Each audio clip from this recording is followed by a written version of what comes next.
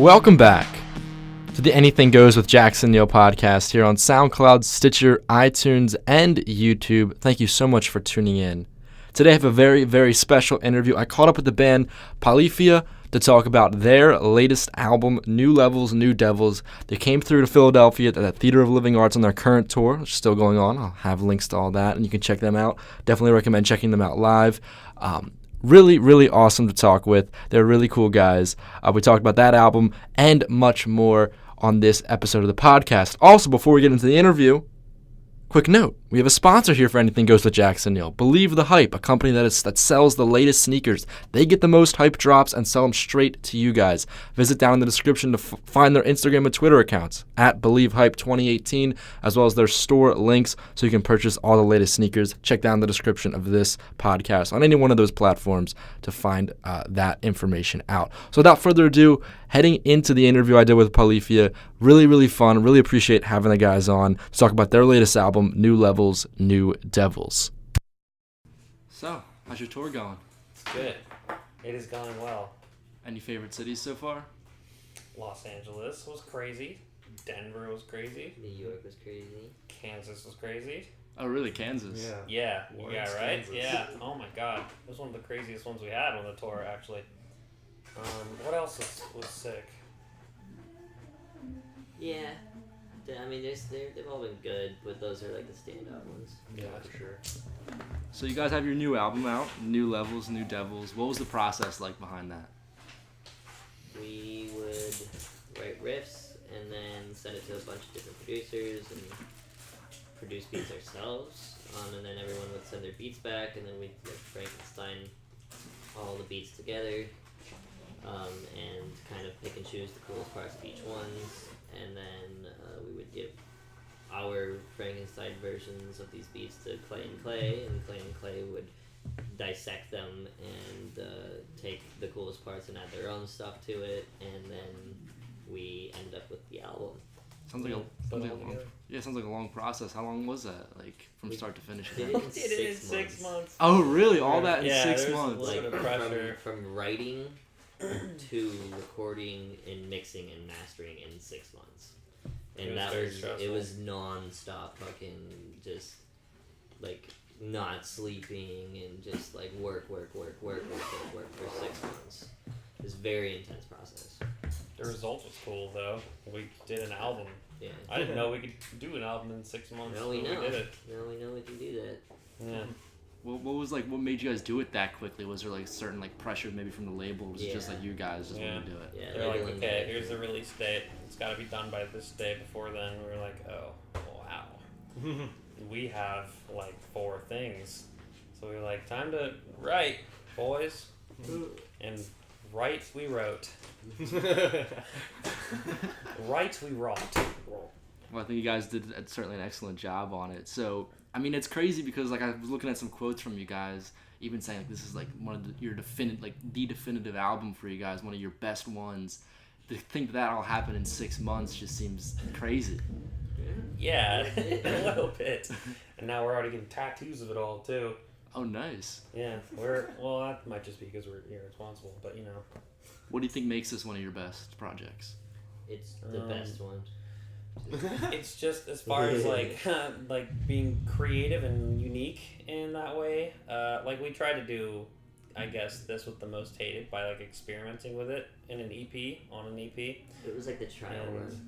Yeah, it was like the trial run, and then this one we were like, all right, let's polish it, and like we have like a matured version of it now. Honestly, the songs on the Most Hated are very good. The execution of like the blending the two styles was a little to be desired. I think if we were to go back and do it like how we did New Levels, New Devils, like the same exact songs, but just doing what we did on New Levels, New Devils, they would be fucking top notch. Mm-hmm. Very insane songs. So.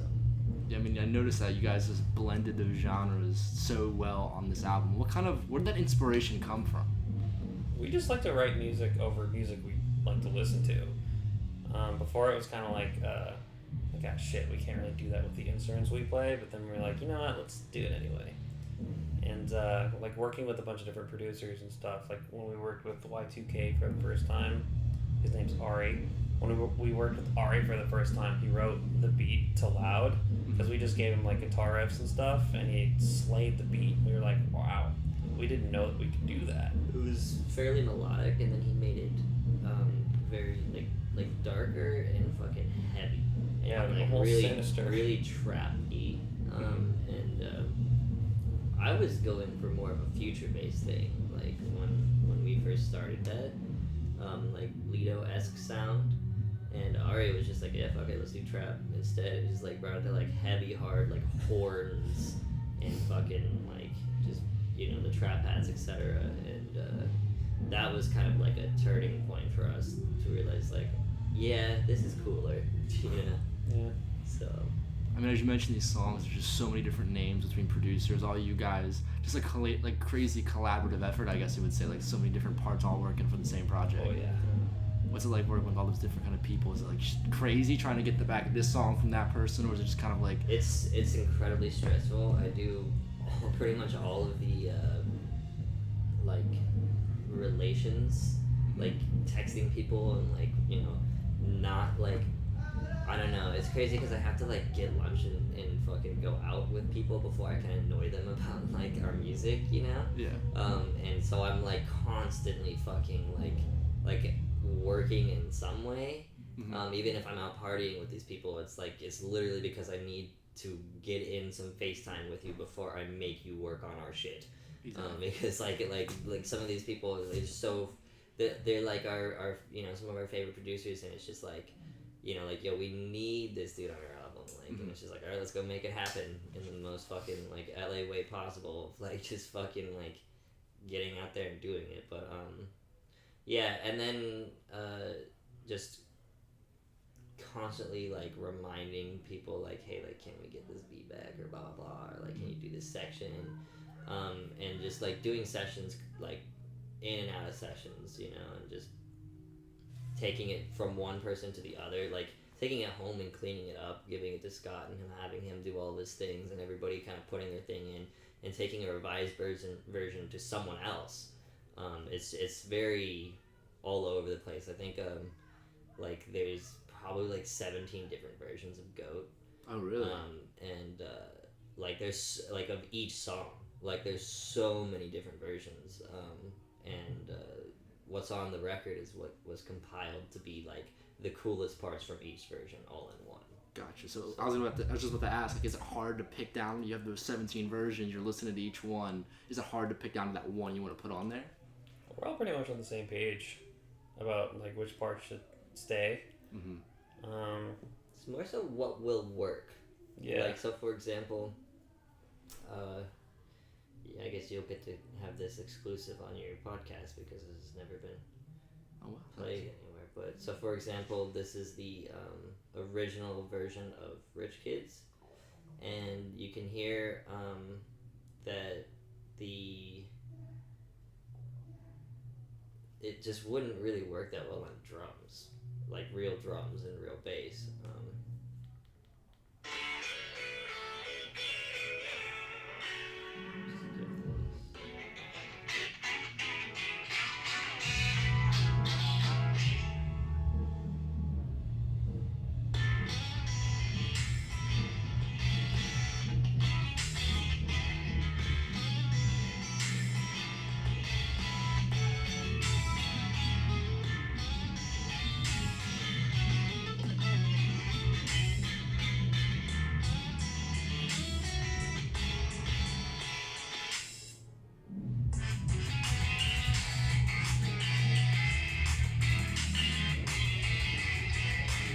Like very like normal and kind of like lackluster a bit. Exactly. It picks up to it in a second.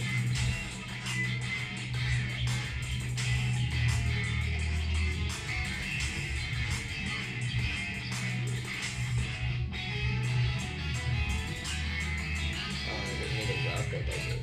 Yeah. Anyways, It does. Just can't hear it. oh yeah, but so like just like that's like a starting point. You know what I mean? Like, and it's just like, all right, like this is like the general vibe of where it should go, but like it's just like not quite there yet. So really like we work on it till it's good. Okay. So like these other 17 versions of Goat, like some of them are like bad. So it's just figuring out what works and like keeping it interesting and keeping the music flowing and etc. Exactly. Sometimes it's easier to just like strip the whole thing down and be like, okay, well, let's just take the guitar parts and like rebuild it if it doesn't really work out that much. Or maybe we'll like take the guitar parts and send just those to like Judge or someone. Like Judge is on that song a lot, on like the final one. And well, yeah, there's because like outside of that version, there's actually a version that is good, which is Ari's version, and that one is the one that I posted on my Instagram. But it just like there's this synth that he uses that just can't really be recreated by a bass because there's no like attack to it. It kind of like is a swell synth. Rather than like a bass is like there's a pick attack to it, so like you can't really, unless you're doing like a fucking like volume pedal, it just wouldn't really work or make any sense too. And like the drums like that he had just only work in that context, and Judge's version was a lot more like percussive hands-on like attacky things. So yeah, there's like two different versions of that one that are actually good, but like the one that we used is the one that like works better for live instruments. So yeah, it just sounds like you put a lot into like what fits right for your band, and like you said, live instrumentation right there. Especially like on tour, you want this music to sound great for your fans live, not just on the recording. yeah, totally. On this, you're talking about all these people you're working with. You also had some pretty cool features on there. One of them that really stuck out to me, and I heard you guys talk about this one a little bit, was Kuko or whatever on So Strange, the vocalist. What was that like while working with him? Well, he's been a fan of us since he was like 17, before he was ever Kuko. And then like right before he kind of like really popped off, we met him at the Sour Patch House, and he came to get drunk with us. His Sour Patch Kids has this like mansion in the hills, the Hollywood Hills, that they just let fucking bands stay in when they're on tour. And so we were like partying there for like a weekend before we went to Japan. And we had Kuko come over, and we did a session that night, but it wasn't like very productive or anything. It was kind of just like us fucking around, and so that was like the start of like, hey, let's like make some music together. And then when I moved to LA like 8 months ago, he was like one of the first people to like really just hang out with me a lot, and we were hanging out a lot, and I was like, we were like showing each other our music, and then he sent me 5 of his songs like for us to fuck with, and So Strange ended up being 2 of those songs, and so they're originally Kuko songs. Like the hook was literally like already there. It was just like it was a Kuko lyric, and he just didn't have any verses, and I was like, that's so perfect, just leave it like that, we'll write the verses and you do the hook. And that's like we pretty much polyphia-ized these 2 Kuko songs, and they were like separate songs, like in different keys and different tempos, and we fucking transposed them and made it work into like one flowy thing. So it was more so he just gave us 2 songs, and then we like did all the crazy bullshit to like make it work. So It's probably my favorite one to write to, honestly. Yeah, too. That one was like a fun one to do because it's like, like happy. Yeah, it's super. It's like a catchy one, and it's like you don't have to like really overthink it. It's just like easy. It's just kind of like right out there. Yeah. The riff's a bitch though. Oh really? I will say that. Tough one. Totally.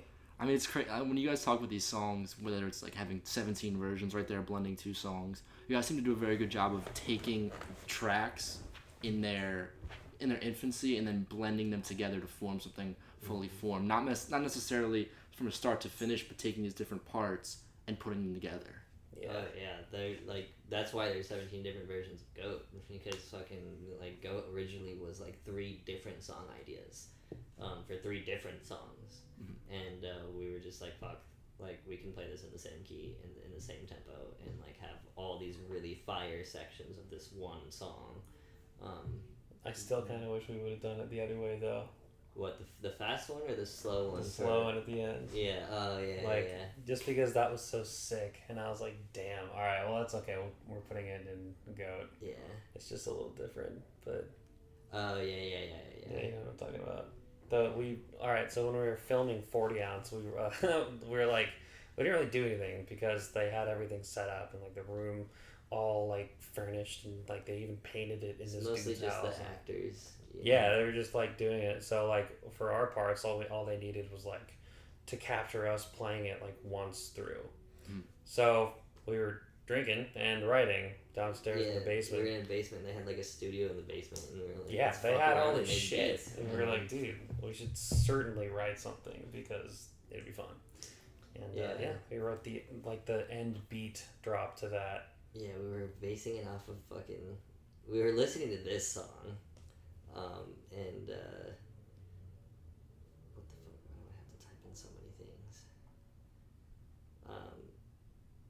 And this was like kind of the vibe that we wanted.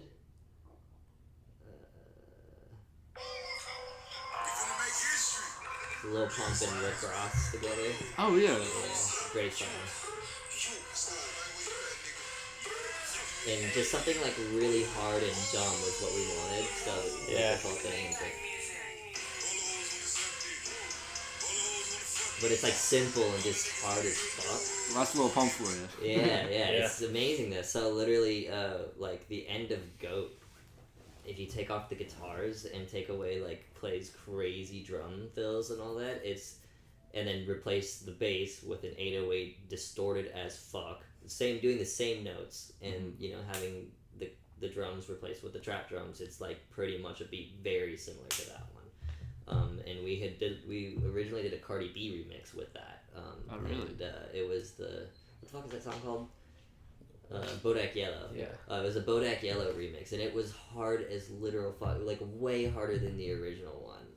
And we never put that out because obviously it was like way too late, and we wanted to use it for Goat. So that was the ending of Goat. But yeah, that's how that happened. Oh wow! I mean, it's just crazy listening to you guys talk, all these different references you guys bring in. I've heard other people say like they like to listen to lots of different kind of music, but for a band, listening to you guys, you might not realize that you have all these different influences outside of your type of genre, like all these hip hop influences, and I think that's so cool that you guys are able to pull from those and say, oh, we like these drums, let's put it in this song in this kind of instrumental version. Yeah, we try, dude. I mean, we just want to make it fun for us on stage, and I think like we used to like go up on stage and just like kind of stand there and like do it, and that got kind of like shit. I want to like jump around, but it's hard, So like with the new songs, like Goose, like I can't not jump around like an idiot to that song, and that's because we made it so hard because we took those elements from other genres and like they go off. They're fun. They're bouncy kind of. There's a lot of energy to those genres, And I think that's what makes our shows fucking way sicker than a lot of other there's people. Certainly a lot more fun to play. Yeah, I mean, I was listening to the album a couple of times, and I was listening to it today, and walking around, the one thing I would say would be I was just had this energy, walking from place to place. I was like, I felt like I was walking faster, just kind of bobbing my head, stuff like that, because of just the vibe that album brings to you. It's also good study music. Okay. That's what I've heard. Like good concentration music, and like, when I was getting this tattoo, fucking before the record had dropped, the homie who did this is a fan, and he wanted to hear the record, so we just listened to the record while he was doing this tattoo, and he's like, dude, this fucking shit is making me like tattoo this shit faster and like still super accurate, and I was like, that's lit, man. Like, so I think it's good concentration music, but also good turn up music. So. Yeah, it's like it hits that cool kind of balance. And one thing about the album, and listening to you guys talk about it with all the all the work that came into it, was I think it's so concise and so. I would say there's really no filler through it. Each part of the album feels like it has a certain type of meaning to it. I never really feel like you're just doing this because we need an album that's 45 minutes long or whatever. I feel like each part is kind of direct and like we have a meaning behind doing this. Would you agree to that? I mean, fuck all filler shit. We just don't.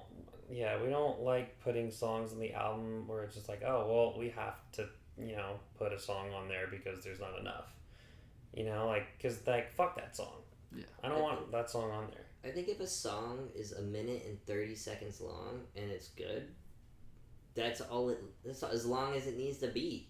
Literally fucking you don't need that's an incredibly short song, but like some people have fucking songs that like are 3 minutes and 30 seconds long and feel like they fucking drag on for too long. Let alone like the the bands that are like really out here wilding doing fucking bullshit like 6 minute long songs and etc. Past that, it's just like, dude, like this is not.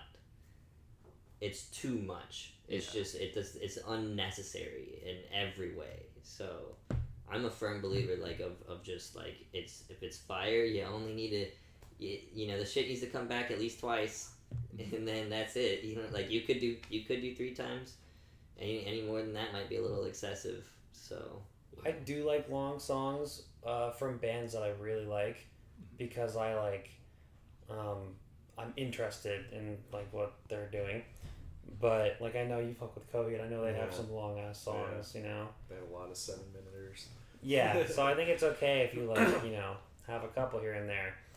Well, yeah, but, I think like, if it's done right and tastefully, sure, of course. Yeah. And then, of course, like, the people who appreciate it are obviously the ones that fucking just love that thing. Love that band or love that artist, But, but for writing our music, I wouldn't really want to exceed past what it needed. It would be very easy to get lost in the translation. There's so much shit. Exactly. Yeah. There's and it's just there's no reason for us to fucking like make it even more complicated than it already is. Yeah. That's I think our next goal is going to try and tone it down, like, or bring it back. Not tone it down. The intensity will still be there, but like simplicity. Because that's it's easy to like complicate something and make it sound good, or like you are good at music because you can play a lot of notes or etc. But it's harder to play less notes and make those notes fucking mean something. You know what I mean? And so that's I think that the whole minimalism and simplicity and like only what's necessary is like I like that a lot. So word. That was a good sentence. I was just about to say, I mean, everything from you guys, it sounds like, is this ability to cut down that excess, whether it's, and be, like, a lot of times you feel like artists, they want to, like, almost show off what they can do or anything like that, and it might be difficult because they might spend so long on a certain song and say, hey, that really doesn't work on the album, and then they get those bloated kind of track listings. And I think whether it's, like you said, simplicity and, like, playing lesser notes but have them have that meaning and that kind of influence, or whether just cut out that part of the song because it doesn't mean anything. I think you guys do a very good job of cutting down as an artist into what you really need and not being too sentimental about certain parts, if that makes sense. Yeah, definitely that. Try. A lot of artists these days, though, are doing this fuck shit where they fucking put like 23 songs on an album and like most of them are bad simply because it helps streaming numbers. Yeah. And I think that is like the way that like technology has happened is super interesting. The way that it has influenced the art, that literally people are making bullshit because their numbers are going higher. Exactly. Because they've got 23 songs in an album. Dude, who's gonna listen to fucking 23 songs in an album? That's a chore to me. I look at that and I'm just like, oh my god, it's still going. Okay, there's the 56th song and it's the closer. I don't know, like, it's cool when it's like when Drake did More Life. Yeah, More Life was like was good because it was a playlist and not an album. Yeah, like he's not even on all those songs. Yeah, and even then, fucking like there were some that were like, this is pretty long.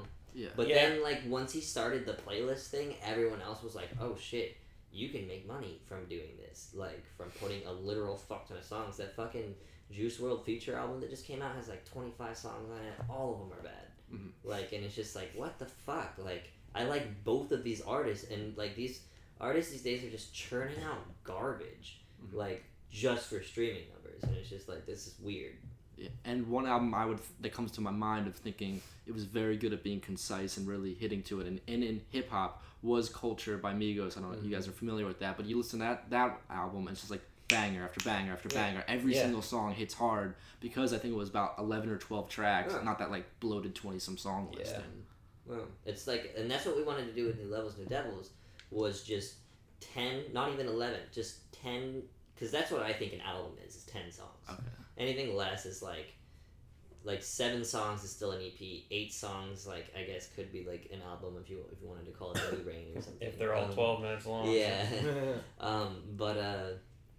10 songs is an album, and each one of these songs should be fire as literal fuck. And like we cut a lot, maybe not a lot, but like there was one actually that's super fire that like just didn't get finished because, but I mean it's like we're probably gonna work on that for the next one. But like we cut things just to make the 10 that would work. So Definitely. So you mentioned the next one right there. Just wrapping this up. Looking forward to the rest of this tour. Looking forward to 2019. How are you guys feeling? What are you guys looking forward to? I guess we're gonna be touring a lot. Yeah, we're gonna be doing more tours. More tours, and then time to write in between. Hopefully we have time, but that's what I'm looking forward to is writing. Yeah, honestly, I love writing. Like it's fun and complicated and stressful and It's only stressful all because at we the got same time. dumbass fucking deadlines all the time. But yeah. I think if we just could not have any, it's my favorite thing to do is write. Really? Well, I like it more than touring. I don't even mind having a deadline. It's just like, yo, here's 6 months to write an album. Also, you're doing shit in between. Oh yeah, it's the Like, shit in man, between. I It's just can't- like, can you fuck off? Like we are writing right now. Like, Yeah, like I kind of felt like some parts on even the most hated, but also New Levels, New Devils, like kind of suffered a little bit because of the deadline. Yeah, I mean, You know, it is I what was it like is. in the bus on tour, like just writing it. I think at if you give 5 an in the artist morning. no deadline, they'll just fucking never finish it. Exactly. Yeah, So you know. deadlines are good, you know. They're necessary. Due dates but- are good for that reason, but like if it's too much, I don't know. Yeah. So hopefully we won't have to deal with that next time. Yeah. Maybe we'll just be like, not doing it, and let's fucking focus on Well, apparently, the art. fucking 2020 is the next time that they need one. So, but Ah. God knows how much they're gonna schedule us between now and then with bullshit. Yeah, well, they say 2020, they're gonna be like, okay, well, it's 2020 now. You've done a bunch of shit, and you have nothing because you haven't had any time to write. So, where's the album, boys? Where's the album? It's been 2 years. It's like, well, you've been having me do other shit. And then When we're the gonna fuck have I send- time to make an album? Yeah. And then it's time to send Clay to the studio again to write every single drum part in 2 days and track. Mm-hmm. Well, I mean, But this one, what do we do for you? You had 4 songs, 3. 3. Yeah, Because that's what we had to give him, like 3 completed songs that he wrote too. and then we had studio time booked, and he had like a week to do it, but he only knew those 3 songs, and then like the other songs we gave them as he was going in to do it, so we had to just fucking figure it out on the spot. Yeah. wow. And It's a pretty stressful yeah, situation, but we made we the got best of it. we got through Yeah. it, and now he knows the process because he was like fucking pissed. He like didn't like get like that like we have. This is how it is every time. And Anger we is always normal. get through it.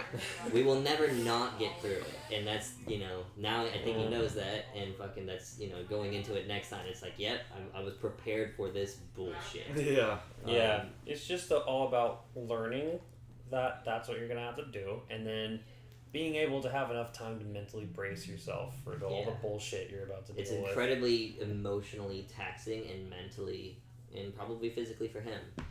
Yeah, but honestly, dude, We wrote This- the best album ever. this is the fucking life, dude. It's sick as fuck. Like, I love doing this shit with you boys. yeah. Same. No matter how pissed off I get about a part on a song. I love it, and I love you. Thank you so much for you, bro. doing this. Yeah. Thank you.